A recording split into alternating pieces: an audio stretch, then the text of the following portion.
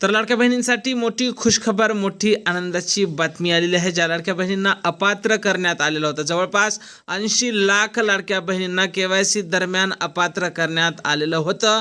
पण अशा लाडक्या बहिणींसाठी आता मोठी खुशखबर आलेली आहे. सूत्रांकडून मिळालेल्या माहितीनुसार मंत्रिमंडळाच्या बैठकीत या संदर्भात लवकरच निर्णय होणार आहे आणि मार्च, एप्रिल, मे, जून असे 4 हप्ते लाडक्या बहिणींना 4,500 रुपये एकत्रितपणे मिळणार आहे. कारण बऱ्याच लाडक्या बहिणींच्या तक्रारी येत होत्या की आम्ही पात्र असून सुद्धा आम्हाला लाडकी बहीण योजनेचा मार्च आणि एप्रिलचा हप्ता मिळालेला नाही. ज्या महिला पात्र असून सुद्धा त्यांना जर हप्ता आला नसेल तर अशा लाडक्या बहिणींना आता पुन्हा या योजनेत सामावून घेण्याची प्रक्रिया ही सुरू झालेली आहे. निकषाची तपासणी पुन्हा सुरू झालेली आहे आणि पात्र महिलांना या योजनेत सामावून घेऊन लाडकी बहीण योजनेचे 4 हप्ते मार्च, एप्रिल आणि मे, जूनचे एकत्रितपणे त्यांच्या खात्यावर जमा करण्यात येणार आहे आणि हा निर्णय मंत्रिमंडळाच्या बैठकीत लवकरच घेणार असल्याची माहिती समोर येत आहे. हप्त्याच्या वितरणासंदर्भात जशी काही नवीन माहिती आपल्याकडे उपलब्ध होईल, सर्वप्रथम त्या संदर्भातला व्हिडिओ तुम्हाला आपल्या चॅनलवर पाहायला मिळणार आहे. त्यामुळे तुम्ही जर नवीन असाल तर नक्कीच आपल्या व्हिडिओला लाईक करून चॅनलला सबस्क्राईब करा. भेटूया पुढच्या एका नवीन व्हिडिओमध्ये महत्त्वपूर्ण माहितीसोबत.